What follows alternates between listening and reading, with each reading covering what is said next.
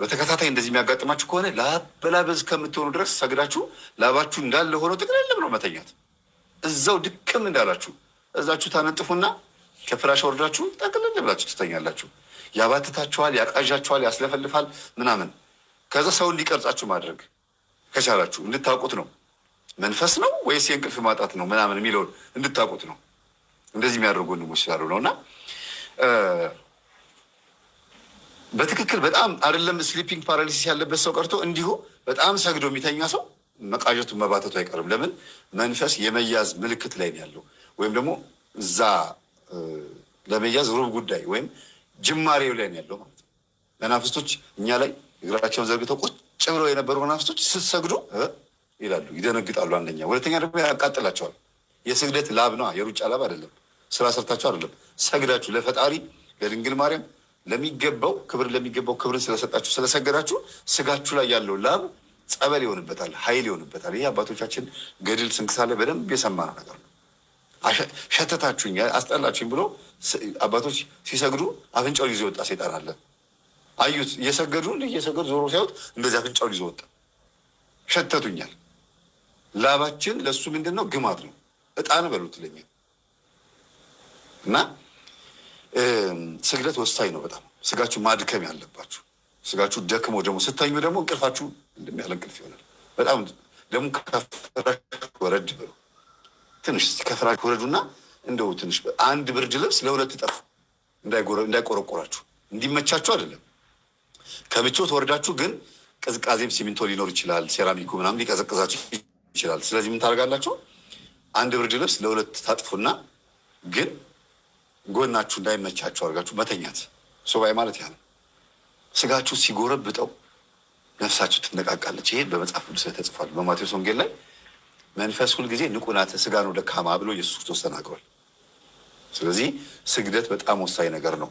ከእንቅልፍ ስትነሱ ስተኙ፣ በተለይ ስተኙ ማታ ማታ መልካ ሩፋኤል ሳይጸለይ የተኛ መቼም ማንኛውም ክርስቲያን። ይሄ ነው እንግዲህ መፍትሄ የሚባለው። ግን በዚህ ውስጥ ደግሞ ሌላ ትልቅ መፍትሄ አለ። ደግሞ ቤተሰቦች በጣም ልናውቀው ልንነቃበት የሚገባ ትልቅ መፍትሄ አለ። እንደ መንስኤ ብዬ ቅድም ያልኳችሁ የእንቅልፍ ሰዓት ማነስ ምናምን የሚባል ነገር አለ አይደለም? ጭንቀት፣ በጭንቀት መተኛት፣ በፈረቃ ስራ መስራት የሚባል ነገር አለ አይደለም? በዚህ መካከል ሆናችሁ ኃጢአት ራሱ እየሰራችሁ የዋላችሁ ሰዎች ማታ ማታ በዚህ ልክ ይመጣል። ስለዚህ ኃጢአትን በመቀነስ ንስሐ በመግባት የህሊና እፎይታ እንዲሰማችሁ ባረጋችሁ ቁጥር ቅዠቱ እየቀነሰ ነው ይመጣል። በጣም እስቲ ንስሐ የገቡ ሰዎች መንፈሳቸውን አስቡት። ጌታ ሰምቶኛል፣ ኃጢአቴን ተናዝዣለሁ፣ አሁን ሲኦል አልገባም ገነት ለምገባው ብሎ ኮንፊደንስ የሚያድርባቸው ትክክል ናቸው። ቢያንስ የህሊና ረፍት። እስቲ ንስሐ ያልገባን ሰው ደግሞ ተመልከቱት። በየጊዜው ያመነዝራል፣ በየጊዜው ወዲያ ወዲህ ይላል፣ ገንዘብ ይሰርቃል፣ ሚዛን ይበድላል፣ ድሃ ይበድላል፣ ፍርድ ያጓድላል። ዳኛም ቢሆን ኢንጂነርም ቢሆን ካለው ላይ ይሰርቃል ብያል። ማታ ሲመጣ እንዴት ነው? ልጆቹ መጥተው አባዬ እማዬ ምናምን ይሏቸዋል። ሴትም ትሁን ወንድ ይሰርቃሉ አይደል? ሁሉ ሌብነትም ይኖራል፣ ማመንዘርም ይኖራል፣ መሳደብም ይኖራል፣ ሰው መግደልም ይኖራል።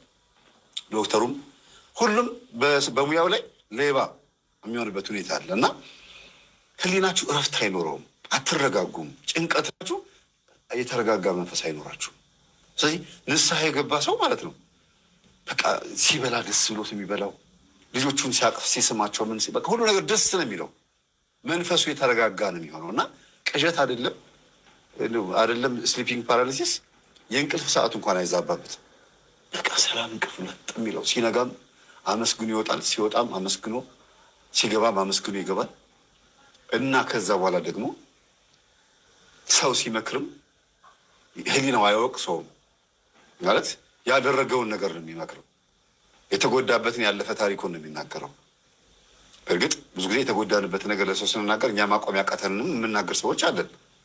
ግን ሰው እንዲድን እኛ ቢያቅተንም እሱ ሊያልፈው ይችላል፣ ይሄ ነገር ሊወጣው ይችላል ብለን አስበን መክረዋለን። ግን ብዙ ጊዜ ደስ የሚለው እኛ ያሸነፍነውን ነገር ሰው ስንመክር ነው አይደለም? እና ይሄ በእንቅልፍ ልብ መጥቶ የሚፈታተንን ምናምን የሚባለው ሰይጣን፣ ይሄ የልባችን በር እስኪከፈት የሚጠብቀው ሰይጣን መቼም ቢሆን ልባችን እንደማይከፈት ሲያውቅ ከርቀት ይመለሳል ማለት ነው።